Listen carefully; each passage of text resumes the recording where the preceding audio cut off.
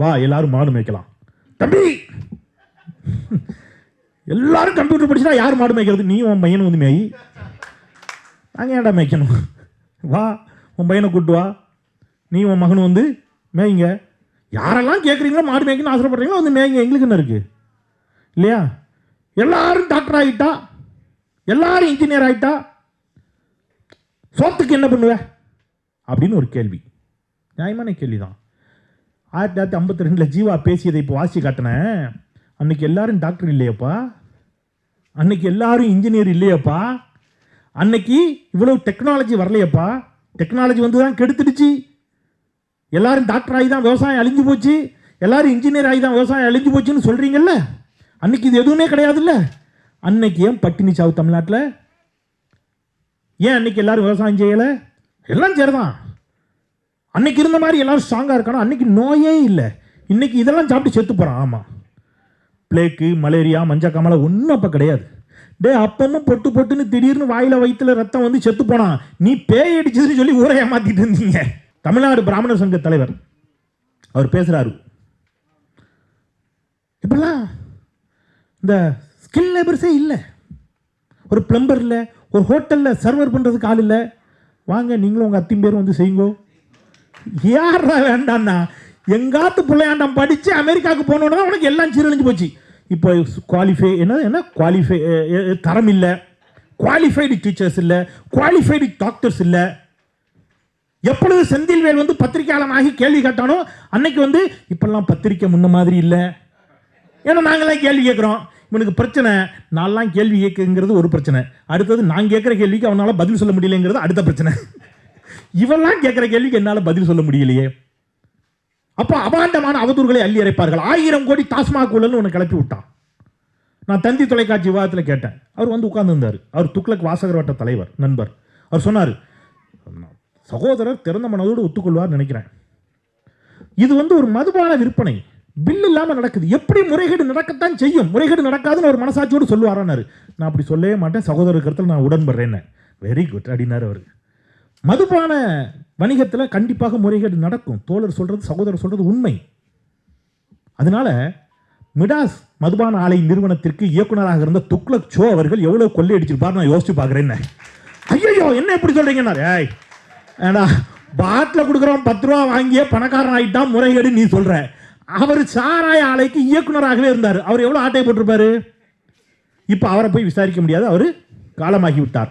ஆனால் அவருக்கு வேண்டப்பட்டவர்கள் யாரேனும் இருப்பார்களே என்று சொன்னால், அவர்களிடம் இவர் தன்னுடைய பணத்தை கொடுத்து வைத்திருப்பாரே என்று சொன்னால் அவர்களெல்லாம் விசாரிக்கணும்னு.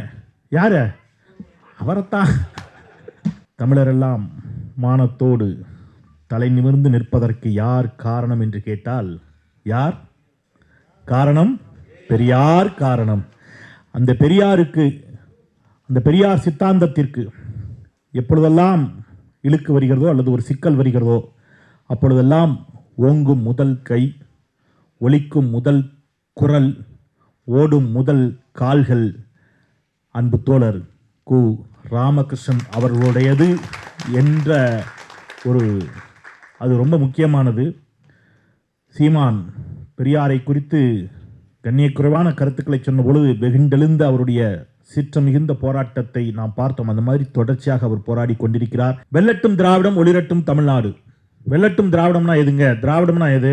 திமுகவா, அதிமுகவா, மதிமுகவா, தேமுதிகவா, தந்தை பெரியார் திராவிடர் கழகமா, திராவிடர் கழகமா, திராவிடர் விடுதலை கழகமா, எது திராவிடம் என்று இங்கே தலைப்பிட்டிருப்பது? எதை அப்படின்னா, திராவிட கருத்தியலை, திராவிட சித்தாந்தத்தை.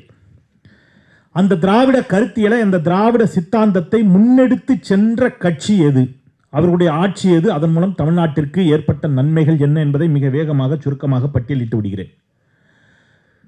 இங்க ஒரு மித்து சமீப காலமாக உருவாக்கப்பட்டிருக்கிறது. 1967 பேரறிஞர் அண்ணா ஆட்சிக்கு வருவதற்கு முன்பாக, திராவிட முன்னேற்ற கழகம் ஆட்சிக்கு வருவதற்கு முன்பாக தமிழ்நாட்டில் பாலாறும் தேனாரும் ஓடியது, தமிழ்நாடு சொர்க்கபுரியாக இருந்தது. இவங்க வந்து தான் எல்லாத்தையும் சீரழிச்சிட்டாங்க. அப்படித்தான் சங்கிகள் ஆண்டாண்டு காலமாக சொல்லி வருகிறார்கள். இப்பொழுது சீமானும் அதை சொல்ல ஆரம்பித்து கொஞ்ச நாள் ஆயிருக்கு. என் கையில் இருக்கக்கூடிய புத்தகம் சட்டப்பேரவையில் ஜீவா, தோழர் ஜீவபாரதி தொகுத்த புத்தகம். ஏன்னா திராவிட இயக்க புத்தகங்கள் எதையாவது மேற்கோள் காட்டினால் கூட அவர்கள் ஏற்க மறுப்பார்கள். தோழர் ஜீவா அவர்களுடைய சட்டப்பேரவை உரைகளை தொகுத்து இந்த புத்தகத்தை NCBH வெளியிட்டிருக்கிறது. 1953 மார்ச் மாதம் 12ஆம் தேதி அன்று சட்டப்பேரவையில் ஜீவா ஆற்றிய உரை. ஆளுநர் உரையின் மீது சட்டமன்ற உறுப்பினர்கள் உரையாற்றுவார்கள் அல்லவா, அப்படி அவர் ஆற்றிய உரை. அந்த உரையில் அவர் சொல்லுகிறார், அவர் சட்டமன்றத்தில் பேசியது தமிழ்நாடு எப்படி இருந்தது என்பதற்கான சான்று. சில தினங்களுக்கு முன்னால் குடியாத்தத்தில் பட்டினி சாவுக்கு இரையான ஒருவருடைய படம் பிடித்து பத்திரிகைகளில் வெளியிடப்பட்டதை நான் பார்த்தேன். கோயம்புத்தூர் ஜில்லாவில் உள்ள உடுமலைப்பேட்டை தாலுகாவுக்கு சென்றேன். கொங்கலக்குறிச்சி என்ற ஊரில் 22 வயதுள்ள ஒரு பெண் பட்டினியால் செத்து அதே இடத்தில் கிடந்து அழுகி நாற்றம் எடுத்து காகமும் கழுகும் அவருடைய உடலை தின்று கை கால்களெல்லாம் பக்கத்தில் எரியப்பட்டு வெறும் எலும்பு கூடாக போனாள் என்ற செய்தியை அறிந்தேன். சர்க்கார் தரப்பில் உள்ளவர்களை கேட்கிறேன், சாதாரணமாக சர்க்காருடைய கருத்து என்ன என்று. பட்டினியால் இந்த ராஜ்யத்தில் ஒருவர் கூட சாகாமல் இருக்கிறார்கள் என்று ராஜாஜி சொல்லுகிறார். ஆனால் தமிழ்நாட்டின் நிலை என்னவாக இருக்கிறது என்று இவர்கள் நேர்மையின் சிகரம் என்று யாரை சொல்லிக் கொண்டிருக்கிறார்களோ அந்த ராஜாஜியினுடைய ஆட்சியில் தமிழ்நாடு என்னவாக இருந்தது என்பதற்கான சான்றை தோழர்களை செந்தில்வேல் தரவில்லை, தோழர் ப. ஜீவானந்தம் அவர்கள் சட்டப்பேரவையில் ஆற்றிய உரை இது. இன்னைக்கு இந்த நிலை இருக்குதா அப்படின்னு கேட்டீங்கன்னா இல்ல. இன்னைக்கு என்னவா இருக்குது நிலை, அதையும் நான் அவருடைய புத்தகத்திலிருந்தே சொல்றேன். சட்டப்பேரவை உரையில் அதே உரையில் தொடர்கிறார். 2-3 வாரங்களுக்கு முன் நான் அகமதாபாத் சென்று ஒரு கூட்டத்தில் பேசினேன். அப்பொழுது அங்கு எனக்கு ஒரு சீட்டு எழுதி அனுப்பினார்கள். சேலத்தில் இருந்து 200 குடும்பங்கள் வந்திருக்கிறோம். சென்னை சர்க்கார் எங்களை கவனிக்கவில்லை, எங்களுக்கு வழி ஏதாவது உண்டா என்று கேள்வி எழுப்பினார்கள். பம்பாய்க்கு சென்றேன், அங்கு சியான் முதலிய இடங்களில் பேசினேன். அங்கும் சேலத்தில் இருந்து 5000த்திற்கும் மேற்பட்ட ஒடுக்கப்பட்ட மக்கள் திருச்செங்கோடு தாலுகாவில் இருந்து வந்திருப்பதாக சொன்னார்கள். அத்துணை பேரும் ஒடுக்கப்பட்ட மக்கள், மகாத்மா காந்தியின் பிரியர்கள். இவ்வளவு ஒடுக்கப்பட்ட மக்களும் இங்கே பிழைக்க வழியில்லாமல் அங்கு சென்றிருக்கிறார்கள் என்று தெரிய வந்தது.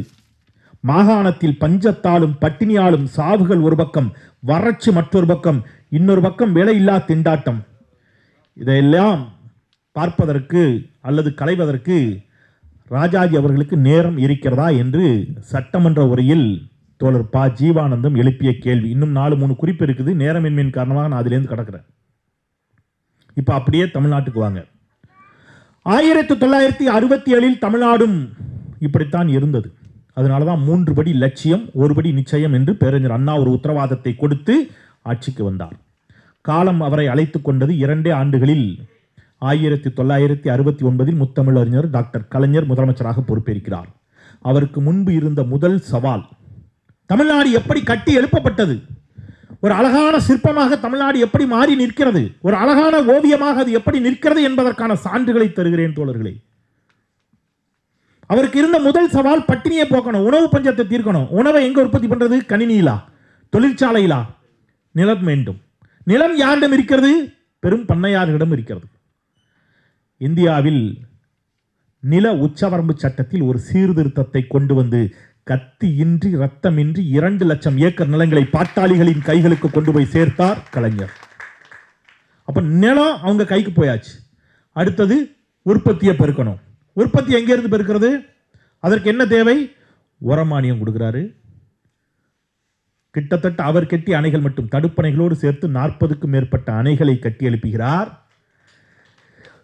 கிணற்று நீர் பாசனம் வைத்திருப்பவர்களுக்கு ஏத்தம் இறைச்சி தான் என்ன செய்வான்? நீர் பாய்ச்சுவான். அப்படி பாய்ச்சி என்னைக்கு விளைச்சலை காண்பது? அவர்களுக்கு இலவச மின்சாரத்தை தந்து மோட்டார் மூலமாக விவசாயத்தை பெருக்குகிறார். IR8 என்ற ஒரு புதிய நெல் ரகத்தை விஞ்ஞானிகளின் துணை கொண்டு கண்டுபிடித்து விவசாயிகளுக்கு தருகிறார். அது அபரிமிதமான விளைச்சலை தரும். இவ்வளவத்தையும் கொண்டு வந்து தமிழ்நாட்டில் பசியையும் பஞ்சத்தையும் பட்டினியையும் போக்கி காட்டியவர் இந்த திராவிட இயக்கத்திலிருந்து எழுந்து வந்த பெரியாரின் பெருந்தொண்டர் முத்தமிழறிஞர் டாக்டர் கலைஞர் என்பதை கருஞ்சட்டைக்காரர்களின் மூலமாக நான் உலகிற்கு உறக்க சொல்ல கடமைப்பட்டிருக்கிறேன். அப்போ இப்போ உற்பத்தி வந்துடுச்சு. இப்போ இதை கொண்டு போய் எங்க சேர்க்கணும்? ரைட், நெல் இருக்குது. பசியும் பட்டினியுமாக காத்திருக்கக்கூடிய மாகாணத்தின் மக்கள் இருக்கிறார்கள், இவர்கள்ட்ட கொண்டு போய் சேர்க்கணும். கடையில் கொடுத்தீங்கன்னா கடைக்காரன் வைக்கிறதா ரேட்டு. அப்ப மீண்டும் நோக்கம் சிதைந்து போகும். இந்தியாவிலேயே முதல் முறையாக தமிழ்நாடு நுகர்பொருள் வாணிப கழகத்தை உருவாக்கி ஊருக்கு ஊர் ரேஷன் கடைகளை திறந்து நியாய விலை கடைகளின் மூலமாக நியாயமான விலையில் இந்த உணவு தானியத்தை கொண்டு போய் அந்த மக்களுக்கு சேர்த்தார். பட்டினியும் பசியும் ஒழிக்கப்பட்டது முதலில் தமிழ்நாட்டில். அங்கிருந்து தொடங்கியது தமிழ்நாட்டுடைய பயணம். சரி, பசி பஞ்சம் பட்டினி ஒழிச்சாச்சு. அடுத்தது சோறு மட்டும் போதுமா? கல்வி.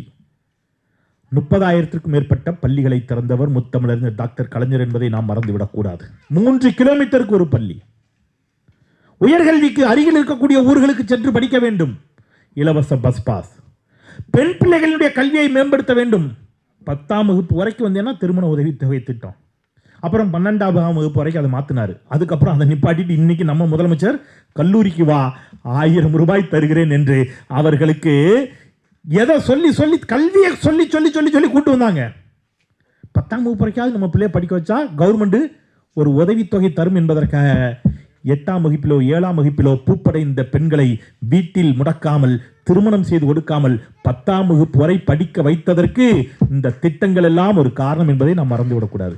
அப்போ அங்க அடுத்தது பெண்களுக்கு சொத்துரிமை. எனக்கு முன்பாக பேசிய, ஏன்னா சமூகத்தினுடைய பரவலான வளர்ச்சிக்காக இதெல்லாம் சொல்றேன். பரவலான வளர்ச்சி. விவசாயத்தில் ஆரம்பிச்சாரு, கல்வியை கொண்டு வர்றார், பெண்களுக்கு சொத்துரிமையை கொடுக்கிறார். அவர் அன்னைக்கு பெண்களுக்கு சொத்துரிமையை கொடுத்தார். இன்றைக்கு முத்துவேல் கருணாநிதி ஸ்டாலின் பெண்கள் அவர்களுடைய பெயரில் சொத்துக்களை பதிந்தால் வாங்கினால் பதிவு கட்டணத்தில் 1 விழுக்காடு தள்ளுபடி என்று அறிவித்திருக்கிறார். திருப்பி பெண்களின் கைகளில் பொருளாதார வலிமை மிக்கவர்களாக பெண்களை மாற்றுவதற்கான ஒரு பணி. எல்லா செக்டார்லையும் பார்த்து பார்த்து பார்த்து பார்த்து செய்கிறார். சொன்னாங்க கணினிதான் இனி என்பதை உணர்ந்து கொண்டு கணினிமயமாக்கினார். டைட்டில் பார்க்க கொண்டு வந்தார்.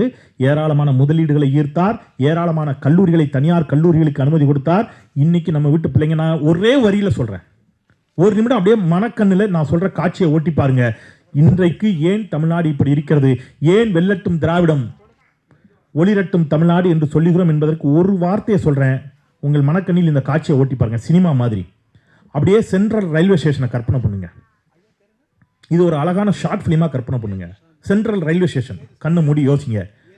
16 வயது 17 வயது 18 வயது கொண்ட இளம் பெண்கள், வட இந்தியாவை சேர்ந்த பெண்கள், கையில் குழந்தைகளோடு எலும்பும் தோலுமாக பசியையும் பஞ்சத்தையும் பட்டினியையும் போக்கிக் கொள்வதற்காக தமிழ்நாட்டை நோக்கி சாறை சாறையாக வந்து கொண்டிருக்கிறார்கள். திருப்பூர் ரயில் நிலையம், கோயம்புத்தூர் ரயில் நிலையம், சென்னை ரயில் நிலையம் இதற்கு சான்று. அப்படியே கட் பண்ணி சென்னை விமான நிலையத்தை கொஞ்சம் கெஸ் பண்ணி பாருங்க. நம்ம பயல்கள் எல்லாம் கோட்டும் ஷூட்டும் போட்டு கையில டேபோட உட்கார்ந்து அமெரிக்காவுக்கும் ஆஸ்திரேலியாவுக்கும் கனடாவுக்கும் பயணித்துக் கொண்டிருக்கிறான் என்று சொன்னால், கேரளாவிலிருந்து ஏதாவது மலையாள மந்திரவாதியை கூட்டு வந்து மந்திரத்தில் சாத்தியப்படுத்தியது அல்ல தோழர்களே. இது சமூக நீதி திட்டங்களால் சாத்தியமானது என்பதை மறந்துவிடக்கூடாது. அப்போ அப்படித்தான் தொடர்ச்சியா நம்ம பயணப்பட்டோம். அப்புறம் சிப்காட், சிட்கோ, எல்லா மாவட்டங்கள் தோறும் தொழிற்பேட்டைகள், மிகப்பெரிய கார் தொழிற்சாலைகள். நமக்கு கிருஷ்ணகிரி அந்த பகுதியெல்லாம் தெரியும், எப்படி நக்சல் பாரிகள் நிறைந்த பகுதி அந்த காலத்தில். இப்போ அந்த பகுதியை மாற்றணும். எப்படி மாற்றுறது? அவன் அங்கங்கே இருக்கிற பண்ணையார்கள்ட்ட போய் அரிசி மூட்டையை கொள்ளையடிச்சு வர்றது, காசை கொள்ளையடிச்சு வர்றது தான் புரட்சின்னு நினச்சிட்டு இருந்தாங்க. அது தீர்வை தராது என்று உணர்ந்தார் முத்தமிழர் டாக்டர் கலைஞர். ஓசூர் என்ற ஒரு நகரம் இன்றைக்கு உருவாகி நிற்கிறது என்று சொன்னால் அது திராவிட முன்னேற்ற கழகமும் முத்தமிழர் டாக்டர் கலைஞருடைய சாதுரியமும் காரணம். இன்னைக்கு அந்த பகுதியில் வேலைவாய்ப்பு பெருகி நிற்கிறது. இப்போ தொடர்ச்சியாக வேலைவாய்ப்பு, பெண்கள் முன்னேற்றம், சுயமரியாதை ரொம்ப முக்கியம். நம்ம கையில் கொண்டு வந்து 1 கோடி ரூபா தரோம், சுயமரியாதையை தானா எத்தனை பேர் தயார்? கிடையாது. இப்போ சுயமரியாதை ரொம்ப முக்கியம். அனைத்து சாதியினரும் ஆலயத்திற்குள் செல்லலாம் என்பதல்ல, அனைத்து சாதியினரும் அர்ச்சகர் ஆகலாம் என்பதுதான் சுயமரியாதையின் உச்சம். அதை கொண்டு வந்து நிப்பாட்டினார்.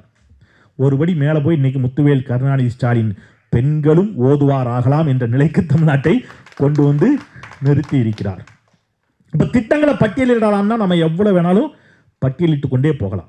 பட்டியல் சமூக மக்களுக்கு எதிரானது திராவிட முன்னேற்ற கழகம் என்பது போன்ற வாதங்களை சிலர் பரப்புகிறார்கள் என்றார்கள். நான் ஒன்று சொல்லி 2 கருத்தை சொல்லிட்டு நிறைவு செஞ்சிடறேன், நேரம் இல்லை.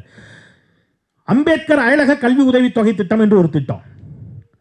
பட்டியல் சமூக இளைஞர்கள் வெளிநாடுகளில் இருக்கக்கூடிய உயர் கல்வி நிறுவனங்களில் பல்கலைக்கழகங்களில் படிப்பதற்கு முற்று முழுவதுமான செலவை தமிழ்நாடு அரசு ஏற்றுக்கொண்டு அவர்களை வெளிநாடுகளுக்கு அனுப்பும் திட்டம். கடந்த 10 ஆண்டுகள் 50 பேர் கூட போகல. இந்த அரசு வந்த பிறகு கடந்த ஆண்டில் மட்டும் 270க்கும் மேற்பட்டவர்கள் இந்த திட்டத்தின் மூலம் வெளிநாடுகளுக்கு அனுப்பி வைக்கப்பட்டிருக்கிறார்கள் என்று சொன்னால் எந்த அரசு பட்டியல் சமூக மக்களுக்கு எதிரான அரசு? எங்கிருந்து உங்களுக்கு திடீர்னு வந்து உடைதான் உருளுதான் மாதிரி உங்களுக்கு எங்கிருந்து வந்து இல்லையா? இன்னைக்கு இதெல்லாம் மடைமாற்றுவதற்கு ஒருத்தர் கிளம்பி இருக்கிறாரு. வா எல்லாரும் மாடு மேய்க்கலாம். தம்பி எல்லாரும் கம்ப்யூட்டர் படிச்சுனா யார் மாடு மேய்க்கிறது? நீ உன் பையனை வந்து மேய். நாங்கள் ஏன்டா மேய்க்கணும்? வா உன் பையனை கூட்டு வா, நீ உன் மகன் வந்து மேய்ங்க. யாரெல்லாம் கேட்குறீங்களோ மாடு மேய்க்கணும்னு ஆசைப்படுறீங்களோ வந்து மேய்ங்க, எங்களுக்கு என்ன இருக்குது இல்லையா? எல்லாரும் டாக்டர் ஆகிட்டா, எல்லாரும் இன்ஜினியர் ஆகிட்டா, சோத்துக்கு என்ன பண்ணுவேன் அப்படின்னு ஒரு கேள்வி. நியாயமான கேள்வி தான். 1952 ஜீவா பேசியதை இப்போ வாசி காட்டினேன். அன்னைக்கு எல்லாரும் டாக்டர் இல்லையப்பா, அன்னைக்கு எல்லாரும் இன்ஜினியர் இல்லையப்பா, அன்னைக்கு இவ்வளவு டெக்னாலஜி வரலையப்பா. டெக்னாலஜி வந்து தான் கெடுத்துடுச்சு. எல்லாரும் டாக்டர் ஆகி தான் விவசாயம் அழிஞ்சு போச்சு, எல்லாரும் இன்ஜினியர் ஆகி தான் விவசாயம் அழிஞ்சு போச்சுன்னு சொல்கிறீங்கல்ல. அன்னைக்கு இது எதுவுமே கிடையாதுல்ல. அன்னைக்கு ஏன் பட்டினி சாவு தமிழ்நாட்டில்? ஏன் அன்னைக்கு எல்லாரும் விவசாயம் செய்யலை? 1952களில் 60களில் எல்லோருக்கும் முட்டை கிடைத்ததா? எல்லோருக்கும் பால் கிடைத்ததா? எல்லோருக்கும் உணவு கிடைத்ததா? இல்லை. எப்படி இன்னைக்கு சாத்தியமாச்சு? இந்த உணவு புரட்சி, இந்த தொழில்நுட்ப வளர்ச்சி, தொழில்நுட்பமும் அறிவியலும் தான் இதை சாத்தியப்படுத்தி காட்டின. அதை சாத்தியப்படுத்தி காட்டியது திராவிட இயக்கங்கள், திராவிட முன்னேற்ற கழகம் என்பதை மறந்து விடக்கூடாது. அடுத்தது உடனே வர்றாங்க எல்லாம் சரிதான். அன்னைக்கு இருந்த மாதிரி எல்லாரும் ஸ்ட்ராங்காக இருக்கானோ? அன்னைக்கு நோயே இல்லை, இன்னைக்கு இதெல்லாம் சாப்பிட்டு செத்து போகிறான். ஆமாம், பிளேக்கு, மலேரியா, மஞ்சக்காமலை ஒன்றும் அப்போ கிடையாது. அப்பமும் பொட்டு பொட்டுன்னு திடீர்னு வாயில வயிற்றுல ரத்தம் வந்து செத்து போனான். நீ பேய் அடிச்சதுன்னு சொல்லி ஊரை ஏமாத்திட்டு இருந்தீங்க. எதை சொன்னாலும் ஒரு தலைமுறையை ஏமாற்றுவதற்கு கொரோனால இன்றைக்கு இந்த அறிவியலும் இந்த விஞ்ஞானமும் இல்லை என்றால் இன்னைக்கு இந்தியா என்னவாயிருக்குன்னு யோசிச்சு பாருங்க. இந்தியாவின் மக்கள் தொகை பாதிக்கு கீழே வந்திருக்கும். அப்போ இதை காப்பாற்றி கொடுத்தது இந்த விஞ்ஞானம். விஞ்ஞானத்திற்கு எதிரான, முற்போக்கு சிந்தனைகளுக்கு எதிரான, பெரியாரியத்திற்கு எதிரான, திராவிட இயக்கத்திற்கு எதிரான ஒரு வாதங்களை பிற்போக்காளர்கள் தொடர்ந்து வைத்துக்கொண்டே வருகிறார்கள். அந்த வாதங்களுக்கு நாம் செவி கொடுத்து ஒருவேளை ஏமாந்து விட்டோம் என்று சொன்னால் ரொம்ப சிம்பிள், நாம பீகாருக்கு வேலை தேடி போயிட்டு இருப்போம், அவ்வளோதான். ரொம்ப எளிமையாக சொல்லணும்னா மணிப்பூர் மாதிரி தமிழ்நாடு ஆயிரும், நாம பீகாருக்கு வேலை தேடி போயிட்டு இருப்போம். தமிழ்நாடு பிராமணர் சங்க தலைவர் அவர் பேசுறாரு, இப்பெல்லாம் இந்த ஸ்கில் லேபர்ஸே இல்லை, ஒரு பிளம்பர் இல்லை, ஒரு ஹோட்டலில் சர்வர் பண்ணுறதுக்கு ஆள் இல்லை, வாங்க நீங்களும் உங்கள் அத்தின் பேரும் வந்து செய்யுங்கோ. யாரா வேண்டாம்னா எங்காத்து பிள்ளையாண்டம் படித்து அமெரிக்காவுக்கு போனோன்னா உனக்கு எல்லாம் சீரழிஞ்சு போச்சு. இப்போ குவாலிஃபை என்ன குவாலிஃபை தரம் இல்லை, குவாலிஃபைடு டீச்சர்ஸ் இல்லை, குவாலிஃபைடு டாக்டர்ஸ் இல்லை. எப்பொழுது செந்தில்வேல் வந்து பத்திரிகையாளனாகி கேள்வி கேட்டானோ அன்னைக்கு வந்து இப்பெல்லாம் பத்திரிக்கை முன்ன மாதிரி இல்லை. ஏன்னா நாங்களாம் கேள்வி கேட்குறோம், இவனுக்கு பிரச்சனை. நான்லாம் கேள்வி கேட்குங்கிறது ஒரு பிரச்சனை, அடுத்தது நான் கேட்குற கேள்விக்கு அவனால் பதில் சொல்ல முடியலைங்கிறது அடுத்த பிரச்சனை. இவெல்லாம் கேட்குற கேள்விக்கு என்னால் பதில் சொல்ல முடியலையே. அப்போ அபாண்டமான அவதூறுகளை அள்ளி அரைப்பார்கள். 1000 கோடி டாஸ்மாக் ஊழல்னு ஒன்று கிளப்பி விட்டான். நான் தந்தி தொலைக்காட்சி விவாதத்தில் கேட்டேன். அவர் வந்து உட்கார்ந்துருந்தார். அவர் துக்ளக் வாசகர் வட்ட தலைவர் நண்பர். அவர் சொன்னார், சகோதரர் திறந்த மனதோடு ஒத்துக்கொள்வார் நினைக்கிறேன், இது வந்து ஒரு மதுபான விற்பனை பில் இல்லாமல் நடக்குது, எப்படி முறைகேடு நடக்கத்தான் செய்யும், முறைகேடு நடக்காதுன்னு ஒரு மனசாட்சியோடு சொல்லுவாரான்னாரு. நான் அப்படி சொல்லவே மாட்டேன், சகோதரர் கருத்தில் நான் உடன்படுறேன்னு. வெரி குட் அப்படின்னாரு அவர். மதுபான வணிகத்தில் கண்டிப்பாக முறைகேடு நடக்கும், தோழர் சொல்றது, சகோதரர் சொல்றது உண்மை. அதனால மிடாஸ் மதுபான ஆலை நிறுவனத்திற்கு இயக்குநராக இருந்த துக்ளக் சோ அவர்கள் எவ்வளவு கொள்ளையடிச்சிருப்பார் நான் யோசிச்சு பார்க்குறேன். ஐயோ என்ன எப்படி சொல்றீங்கன்னா, ஏய் ஏடா பாட்டில் கொடுக்குறோம் 10 ரூபா வாங்கிய பணக்காரன் ஆகிட்டான், முறைகேடு நீ சொல்ற. அவர் சாராய ஆலைக்கு இயக்குநராகவே இருந்தார். அவர் எவ்வளோ ஆட்டை போட்டிருப்பாரு. இப்போ அவரை போய் விசாரிக்க முடியாது, அவர் காலமாகி விட்டார். ஆனால் அவருக்கு வேண்டப்பட்டவர்கள் யாரேனும் இருப்பார்களே என்று சொன்னால், அவர்களிடம் இவர் தன்னுடைய பணத்தை கொடுத்து வைத்திருப்பாரே என்று சொன்னால் அவர்களெல்லாம் விசாரிக்கணும்னு. யாரு? அவரைத்தான். அத்தோட இந்த விவாதத்தை முடிஞ்சு போச்சுங்க. இப்போ பாருங்க, எந்த விவாதத்தையும் இந்த 1000 கோடி ஊழலை பற்றி பேசுறது இல்லை. அது ஊழலா? மாநில அரசு லஞ்ச ஒழிப்பு காவல்துறையை வச்சு போய் விசாரிக்குது. அங்கே ஏதாவது 10 ரூபா பாட்டிலுக்கு மேலே வாங்கியிருந்தா மாநில லஞ்ச ஒழிப்பு காவல்துறை வழக்கு போடுது. அந்த வழக்கை எடுத்துகிட்டு போய் அரசுக்கு எதிராக திருப்புறான். 41 எஃப்ஐஆரில் 34 எஃப்ஐஆர் அஇஅதிமுக ஆட்சி காலத்தில் போட்டது. அதை நான் தான் முதல்ல எடுத்து வெளியில் சொன்னேன். இப்போ அப்படியே கிடப்பில் போட்டு அடுத்ததுக்கு போயிட்டான். இன்னும் நிறைய இந்த 8 மாதங்களில் அவதூறுகள், நம்மை அறியாமல் உணர்ச்சி வயப்படக்கூடிய சில செயல்பாடுகள் எல்லாம் செய்வார்கள். அவர்களுக்கு ஒரு பெரிய இயந்திரம் இருக்கிறது, பெரும் பணம் இருக்கிறது, அதிகாரம் இருக்கிறது. எங்களுக்கு பிறவிலேயே மூல வலிமை ஜாஸ்தின்னு சொல்கிறவங்க திடீர்னு போராட்ட காலத்துக்குலாம் வர்றாங்க இல்லையா? எல்லாம் நடக்கும். நாம் அனைத்துக்கும் தயாராக இருக்க வேண்டும். இன்னும் சில கருத்துக்கள் இருந்தாலும் கூட நேரமின்மையின் காரணமாக நான் இந்த அளவில் நிறைவு செஞ்சுட்டு இப்போ கிளம்புனாதான் இந்த தண்ணி லாரிக்குள்ளெல்லாம் புகுந்து போனேன் பார் வடிவேல், அந்த மாதிரி போகணும். என்னுடைய ஓட்டுநருக்கும் மற்றவங்களுக்கு தான் சவால் காத்திருக்குது. குயிக்காக போயிட்டுங்க, நம்ம கிளம்பிடலாம்னு நினைக்கிறேன். ரொம்ப நன்றி. எனக்கு ஒரு நல்ல வாய்ப்பை இந்த மாலை நேரத்தில் உங்களோடு பகிர்ந்து கொள்வதற்கு தந்தமைக்கு. இந்த அரங்கு மாதிரி தமிழ்நாடு இருக்கும்னு நினைக்கிறேன். இந்த அரங்கினுடைய இருக்கைகளே சாட்சி. நீளமும் சிவப்புமாக இருக்கைகள், அதில் கருஞ்சட்டைகள். ஸோ தமிழ்நாடு எப்பொழுதும் நீளமும் சிவப்பும் கருப்புமாகவே இருக்கட்டும். காவிகளுக்கு ஒருபோதும் இந்த மண்ணில் இடமில்லை என்பதை உறக்கச் சொல்லுவோம் என்று சொல்லி நல்ல வாய்ப்பிற்கு நன்றி பாராட்டி விடைபெறுகின்றேன். நன்றி, வணக்கம்.